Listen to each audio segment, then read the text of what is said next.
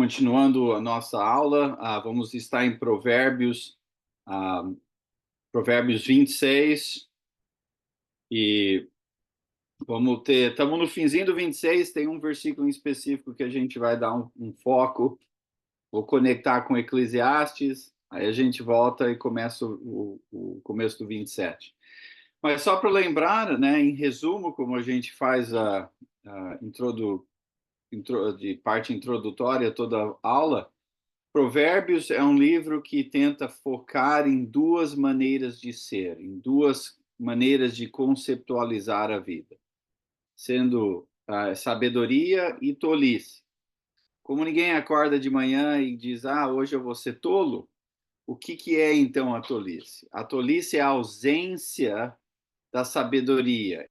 E o que é então a sabedoria? É a presença de Deus. A pessoa que reconhece a necessidade, a importância de estar em relacionamento com a presença de Deus, que se submete debaixo dessa influência que, da maneira que o autor diz, é temor do Senhor. E temor sendo reverência por Deus que leva à obediência. Quem tem essa atitude, esse reconhecimento, diz lá em Provérbios 1, capítulo 1, versículo 7, é o começo, o início da sabedoria. É a atitude correta que te vai colocar naquela jornada que é uma vida de sabedoria. Sabedoria não é um destino, é uma jornada, é uma maneira de agir, é uma maneira de viver, é uma maneira de se relacionar, é uma maneira de pensar, filtrar o mundo através da sabedoria de Deus. E não só isso, é a maneira pela qual impactamos o mundo ao nosso redor. Lembre-se que a essência do relacionamento com Deus na Bíblia não é só algo pessoal, eu e Deus, e vou ficar na minha, intimamente com a experiência de ter Deus comigo e um dia vou para o céu. Fomos criados para sermos representantes, agentes transformativos da presença de Deus neste mundo, nesta realidade. E sendo assim, a sabedoria, então, não é passiva, é ativa. É algo para a sua vida, mas também para você poder impactar o mundo ao seu redor. E a tolice também é um impacto no mundo, porém não com a presença de Deus. Então, tolice, sabedoria, Provérbios tem esse foco. E temos andado pelos capítulos, e que nem eu disse, hoje vamos estar no 26. Deixa eu compartilhar minha tela aqui. Ok, versículo 27. 27. Já temos andado em todos eles até então. Vamos lá, 27. Quem faz uma cova, nela cairá. Se alguém rola uma pedra, esta rolará de volta sobre ele. E o motivo é porque semana passada não entramos nesse assunto, é que parece um versículo assim do nada, um provérbio que meio sem muito motivo, mas tem uma grande sabedoria aqui, está refletindo um entendimento importante. Mas para a gente conectar tudo isso, vamos lá, porque aqui é um versículo só. Vamos lá para Eclesiastes, capítulo 10, versículo 8. Lembrando que Eclesiastes, Jó e Provérbios têm pelo menos um ponto-chave em comum. Tem mais, mas pelo menos um. A importância do temor ao Senhor. Os três livros, isso é chave no entendimento de cada um livro e, consequentemente, conecta os três. Mais uma vez, o temor do Senhor pode ser resumido em temor ou em reverência que leva à obediência.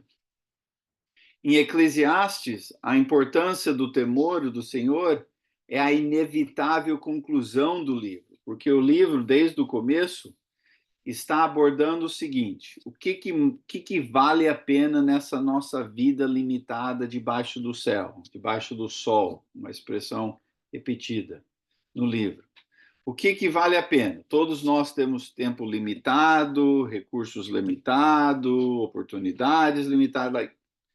Dentro dessa vida de limites e dentro dessa vida onde há uma bagunça, né? Há uma presença do mal, há um caos que está ah, agindo, ou, para usar a palavra de Provérbios, há uma tolice que está regendo grandes partes desse nosso mundo. O que devemos fazer? Como devemos viver? Como devemos agir? E o que Provérbios já diz de cara? Temor do Senhor, sabedoria. Eclesiastes conclui. E Eclesiastes, já no capítulo 1, versículo 3, tem essa pergunta: o que vale a pena, o que a pessoa ganha com tanto esforço que vive nessa vida debaixo do sol? O versículo anterior já é a conclusão antes da pergunta. E a ideia de vaidade, sem sentido, nada faz sentido, tudo é limitado. E já desde a pandemia, creio que já até abordamos esse assunto. Então, se você quer voltar lá e ver sobre Eclesiastes, mas dentro desse conceito, desta busca do que vale a pena, ele vai abordar vários assuntos que até hoje estamos correndo atrás, desde dinheiro, poder, prazer, a posição política, força, trabalho e assim vai. E com cada um desses assuntos, o autor enfatiza o limite destas coisas. E, consequentemente, o desperdício de ter isto como alvo e como o foco da nossa busca, como se essas áreas pudessem nos dar algum sentido e algum propósito duradouro. Tá. Com isso em mente, vamos chegar aqui no capítulo 10, versículo 8. Quem cava um poço cairá nele. Quem derruba um muro será picado por uma cobra. Quem arranca pedras, com elas se ferirá. Quem racha lenha se arrisca. E voltando lá só para a gente ler em conjunto aqui, versículo 27, quem faz uma cova, nela cairá. Se alguém rola uma pedra, esta rolará de volta sobre ele.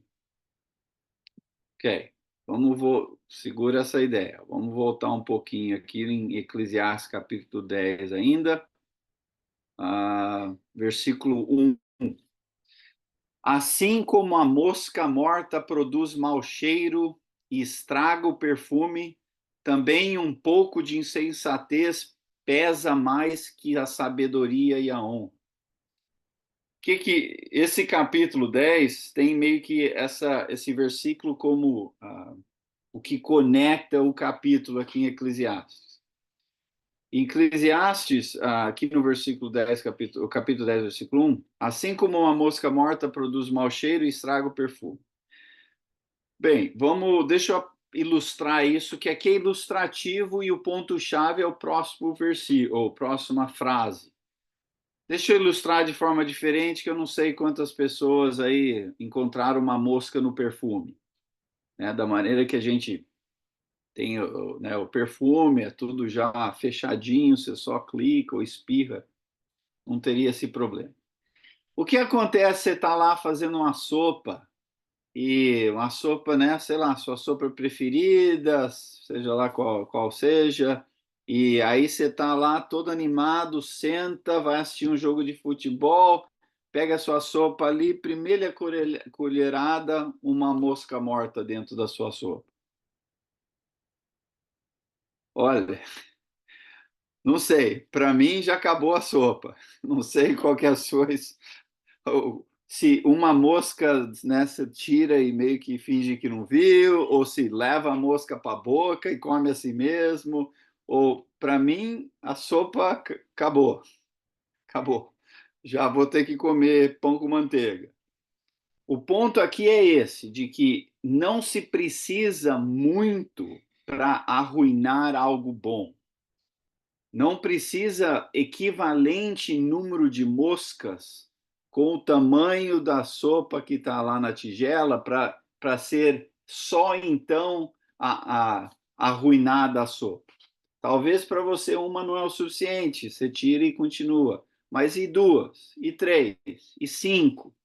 Mesmo assim, são pequenas quantidades em grande, né, tamanho de sopa, porque o que é a mosca e aonde a mosca já, né, perambula aí pela vida o que a mosca faz é algo que você não quer na sua comida e que estraga um pouco, estraga bastante. Agora, com essa ilustração, a próxima frase. Também um pouco de insensatez pesa mais que a sabedoria e a honra. O ponto não é que a sabedoria de Deus não é importante. O ponto não é que a sabedoria de Deus não tem poder. O ponto é na vida da pessoa, na interação que você tem em seus relacionamentos, na maneira que a gente faz sociedade, que a gente faz comunidade, que a gente faz país, um pouco de insensatez tem grandes consequências. Grandes consequências. Afeta muitas pessoas. Um exemplo. Quantas vezes precisa uma pessoa trair para impactar o casamento? Uma vez? 10 vezes? 50 vezes? Mas estou casado 30 anos, traí uma vez só. Não é uma equação matemática. Não tem que ser. Você não está pondo numa balança onde você precisa igual peso, né? Ou um pouco mais de peso para fazer a balança. Um pouquinho de insensatez, um pouco de pecado, um pouco de mal tem consequências grandes. Tá, segura essa ideia. Agora vamos descer. Ele tem vários pontos que fluem deste conceito do versículo 1. Mas vamos chegar lá no que nos conecta com Provérbios. Olha lá. Quem cava um poço, nele cairá. Olha, se você nunca cava um poço, você nunca vai cair num poço. Não é? Você pode ter outros problemas na sua vida, mas esse não vai ser um deles. Quem derruba o muro será picado por uma cobra. O muro antigo tinha bastante barro e um monte de outras coisas, e cobras e outros insetos e bichos e assim por diante estavam dentro. Então, se você está lá interagindo, empurrando o muro, tirando o pedaço, a chance de você ser mordido por uma cobra é grande. Quem arranca pedras, com ela se ferirá. Quem racha lenha se arrisca. É tudo exemplo diferente da mesma coisa. Se você nunca está cortando lenha com machado, você nunca fez isso na sua vida e nunca vai fazer, olha, você profeta aqui, você nunca vai se machucar com machado. Não é? Se você nunca mexe com pedra, você nunca vai se machucar com uma pedra. O que é o ponto? O ponto aqui é probabilidade. O ponto aqui é você reconhecer que no mundo onde a insensatez age e onde muitas vezes pouca insensatez, ou pelo menos a aparência de pouca insensatez, tem grandes consequências, se você pensar em probabilidades e você brincar, vamos dizer assim, se relacionar, usar, conectar com um pouco de insensatez, a probabilidade de você se machucar por causa da insensatez, na verdade, é grande. É grande. E vamos ilustrar de outra maneira aqui. Se se há muitos problemas na sociedade, onde a gente vê uma certa correlação, não causa, mas correlação. Por exemplo, se você vai lá no boteco de noite, todo mundo bebendo, e aquela bagunça, e vai, brincadeira, e um fala uma coisa, outro fala outra coisa, há uma probabilidade de coisas ruins sair daquele momento. Eu conheço uma pessoa que perdeu um grande amigo porque foi esfaqueado num boteco de noite, madrugada, todo mundo bebendo, aí vai, a brincadeira virou outra coisa, empurra, empurra. Tá. Vamos dizer que isso acontece, se está dentro da probabilidade. Se eu nunca for num boteco e nunca estiver no boteco bebendo, eu nunca vou ser esfaqueado num boteco. Ah, mas você está culpando a vítima. A vítima não foi lá para ser esfaqueada. A vítima tem o direito de ir onde quer, de beber o que quer, de participar no que. Ok, não é culpando a vítima. É descritivo do mundo de caos, de insensatez, de violência, de injustiça, de pecado, de grandes consequências à insensatez. É um mundo onde você tem grande chance e probabilidade de ter consequências negativas quando você se expôs ou engaja ou relaciona em ambientes ou em situações ou em decisões onde a insensatez está. Você foi no boteco lá para ser esfaqueado? Não. Você merece ser esfaqueado no boteco? Não. O ponto não é esse. O ponto é a probabilidade. É um mundo de caos onde isso acontece. Ah, mas a pessoa não merecia. Pois é, mas bem-vindo a esse mundo. Ah, você tem que saber que há riscos associados com toda decisão. Esse é um nível. O nível mais específico aqui, esse é o nível genérico. Isso é verdade indiferente. Você pode sair de casa hoje e ser atropelado pelo ônibus. Você pode ter um ataque de coração sentado no seu sofá. E assim vai. Por quê? Porque vivemos num mundo onde a insensatez existe, onde o mal existe, onde a morte existe. Mas se o nível mais profundo e creio que mais específico, principalmente nesse capítulo 10 aqui, é se você brinca com a insensatez, não precisa se expor a muita insensatez para ter consequências. Ah, eu vou sair, vou lá naquela festinha lá. Ah, vou fumar um negócio aqui. Ah, vou não sei onde. Você pode não estar procurando grandes consequências, mas vivemos num mundo onde isso é realidade. Tem probabilidade maior. Não tem como fugir do mundo que existe caos. Quer dizer, a injustiça, a violência e mil e outras coisas.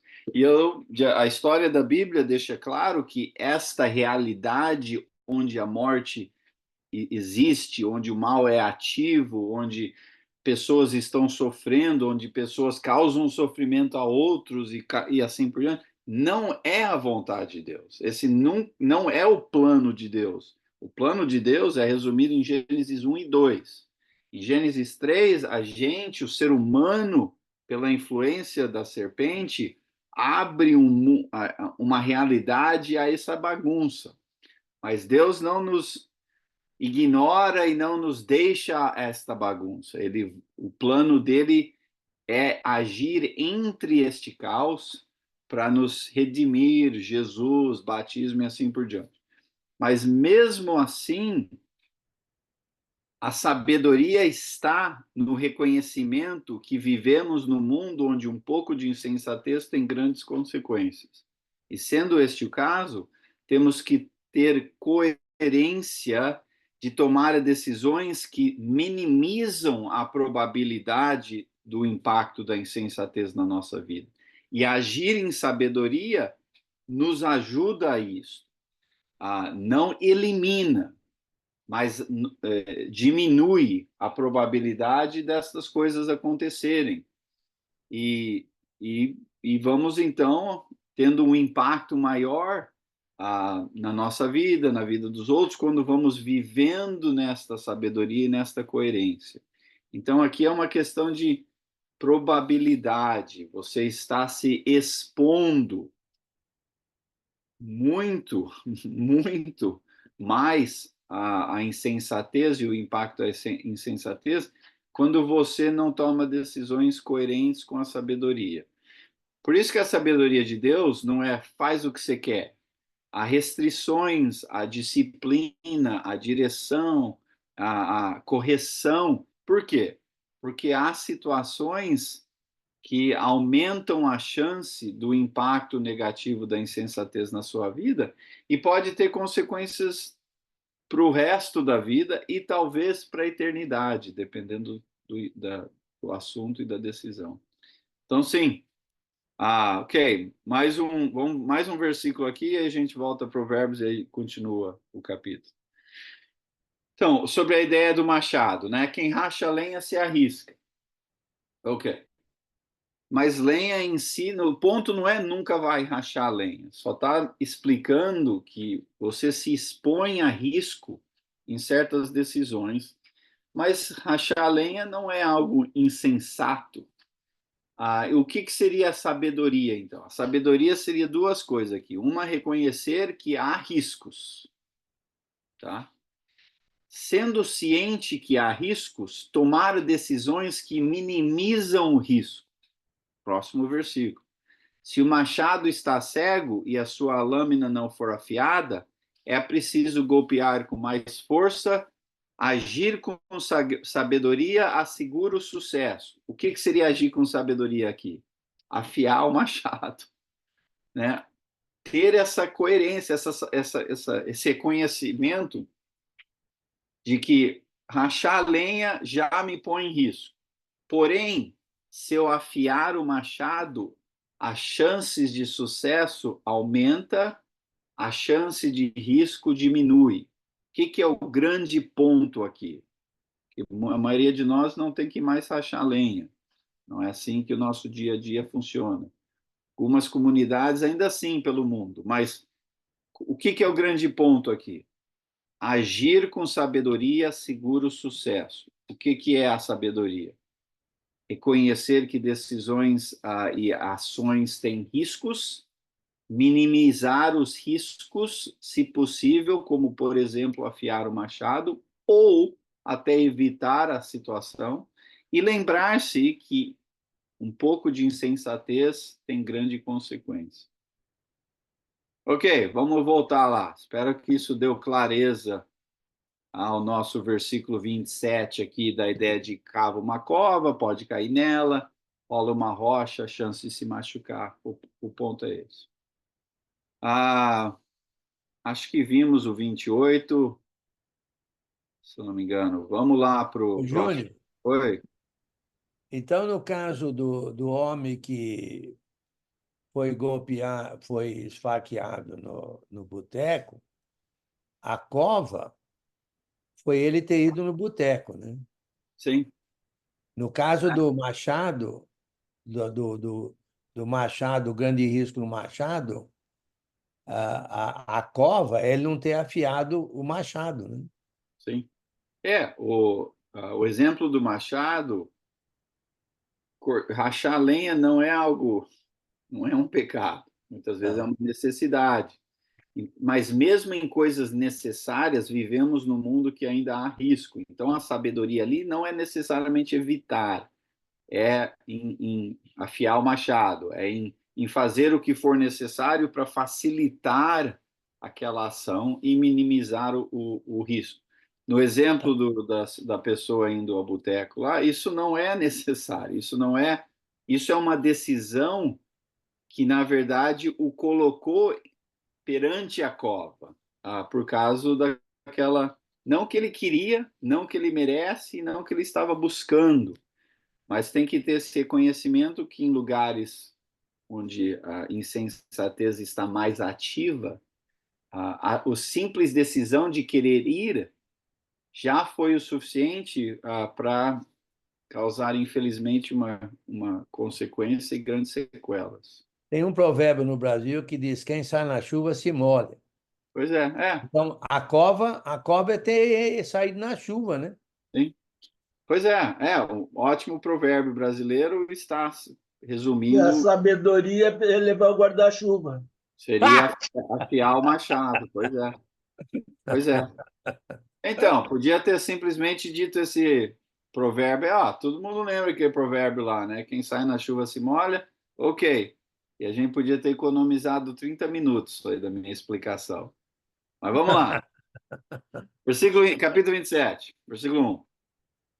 Não se gabe do dia de amanhã, pois você não sabe o que este ou aquele dia poderá trazer. Espera aí, não me soa parecido, já não ouvi isso em algum lugar.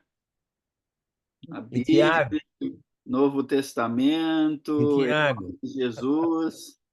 Tiago. Será que Tiago tinha lido o Velho Testamento? Claro que sim, tá? Um ponto aqui meio não tem muito a ver com esse nosso estudo aqui, mas vou fazer de novo que eu faço de vez em quando em nossas aulas. Na minha opinião, e creio que isso é coerente com a história da Bíblia, não podemos realmente, completamente, na sua grande profundeza, entender as boas novas de Jesus, se não abordar a Bíblia como uma história toda.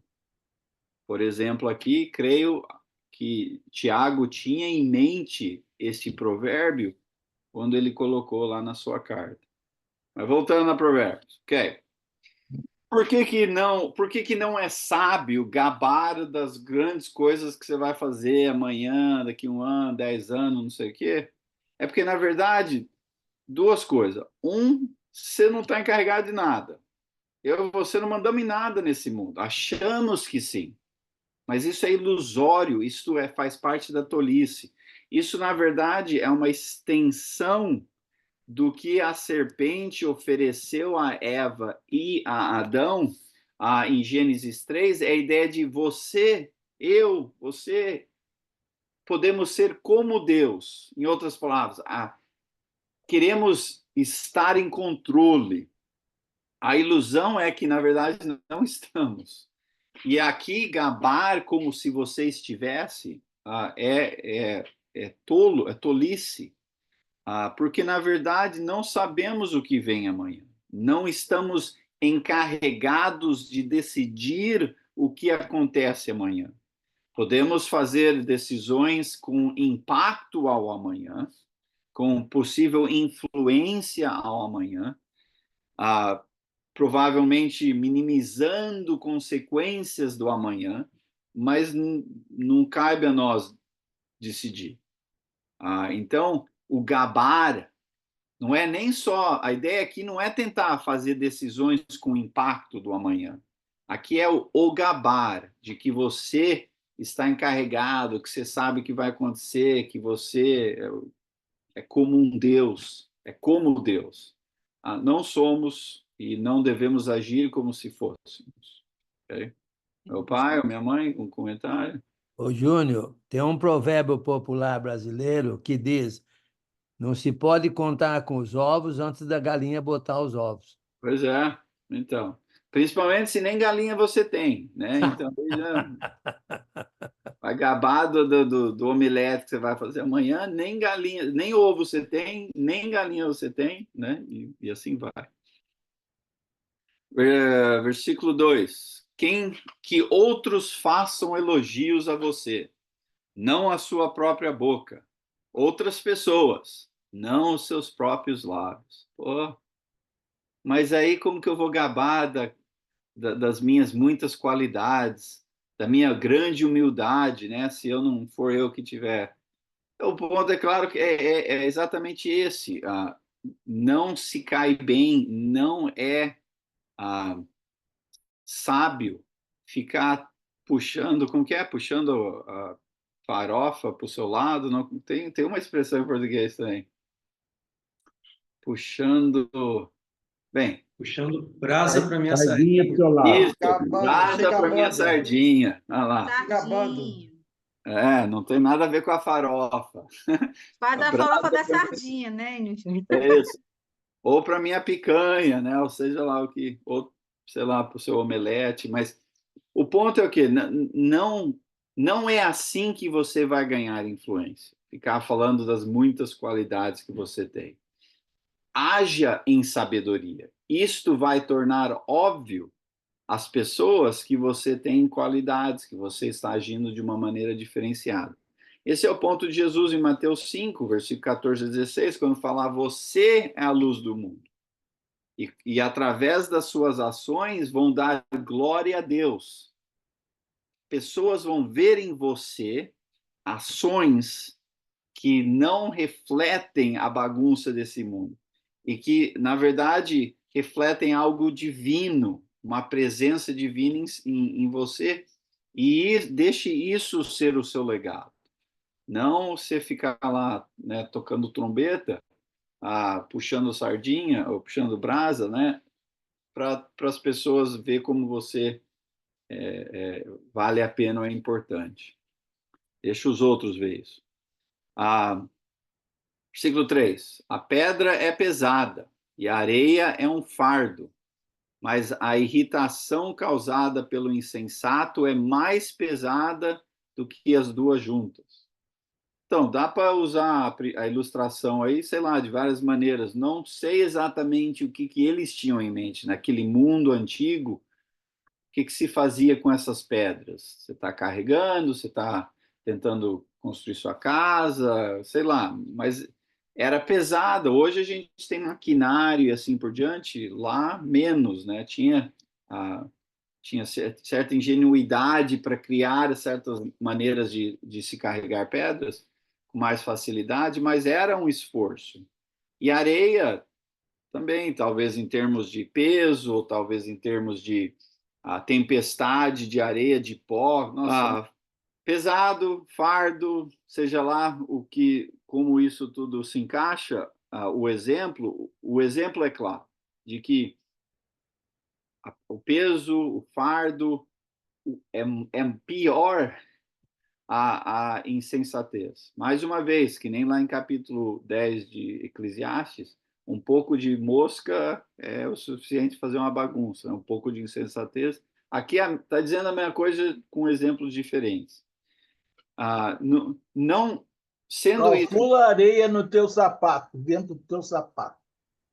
Põe lá, põe uma pedrinha lá. Quantos pedregulhozinhos você precisa no seu sapato para ver o problema, né? Então, sensatez, aqui 2 pontos. Um, para evitar a insensatez, né, evitar pessoas agindo em insensatez. Outra também, o alerta, eu acho que não seja insensato. Ou tente minimizar, tenha essa referência de que não leva muita insensatez da sua parte para destruir relacionamentos, impactar a sua saúde, afetar o bem-estar da sua família, impactar a congregação e assim por diante. Versículo 4. O rancor é cruel e a fúria é destruidora, mas quem consegue suportar a inveja? Do impacto da inveja. A inveja, infelizmente, inveja tem vários níveis, né? Pode ser inveja, assim como a Lídia mencionou, onde a pessoa quer ter o que o outro tem, o que, na verdade, até é um dos 10 mandamentos, para a gente não cobiçar o que o outro tem.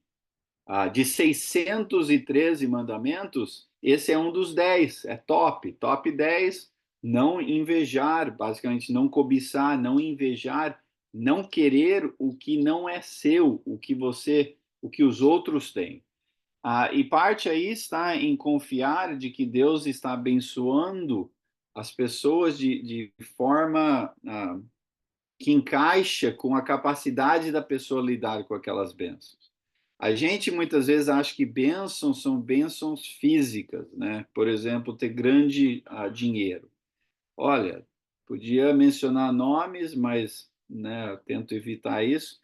Mas você não tem que pensar muito não para pensar em vários aí atores, atletas, atrizes, cheio de dinheiro foi o que acelerou a insensatez na vida deles, acelerou as consequências, e vários até acelerou a morte por decisões insensatas. Então, dinheiro, a gente muitas vezes acha que é uma grande bênção, mas pode ser ou pode não ser, dependendo da capacidade da pessoa lidar com isso.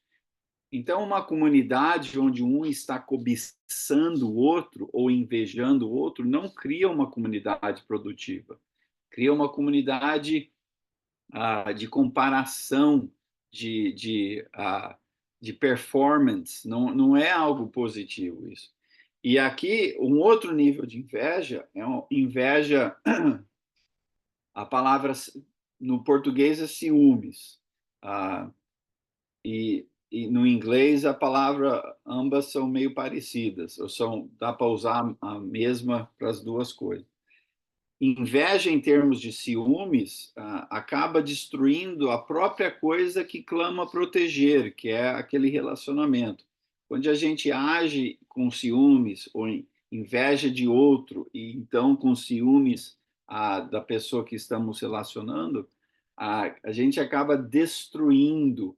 É algo que é problemático. Inveja, ciúmes, cobiça e qualquer nível e aplicação desses conceitos.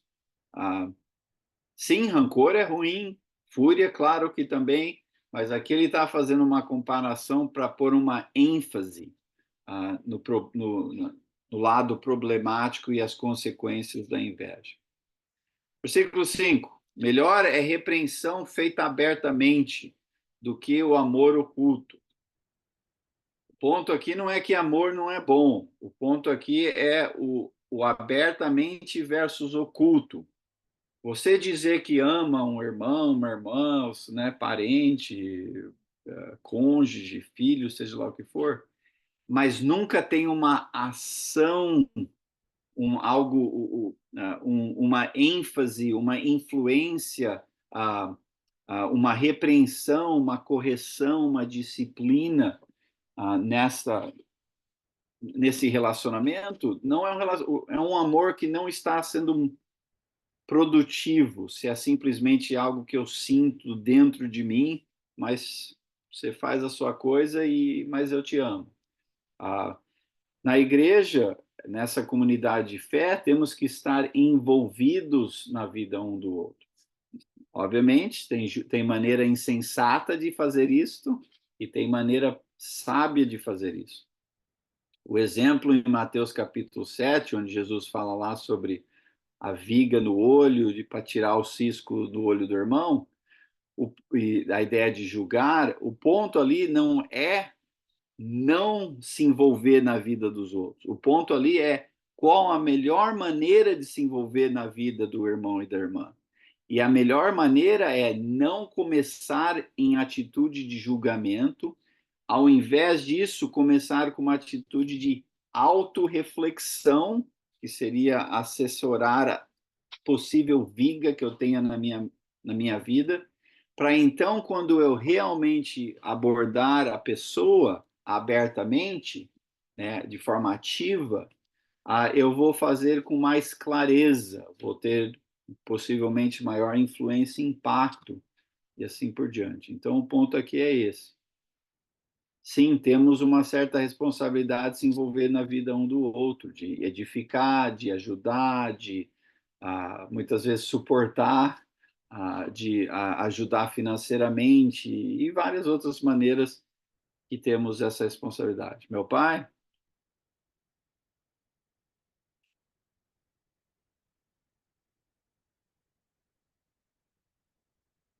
Ô, Júnior, Oi.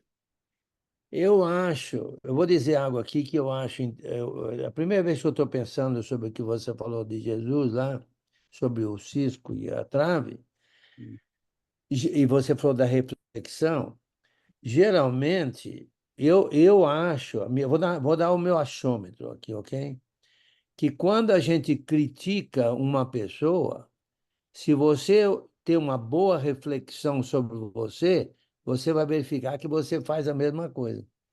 Sim, e aí não vai abordar com o mecanismo da crítica, você vai abordar a situação de maneira diferente, talvez com serviço, ajuda, conversa, e mil e outras opções, mas não com a crítica, o julgamento. Isso Então, seria tirar a viga. então, nesse caso, é interessante quando aparece o desejo de criticar o irmão, porque serve como um parâmetro para você verificar o seu problema, né? Sim.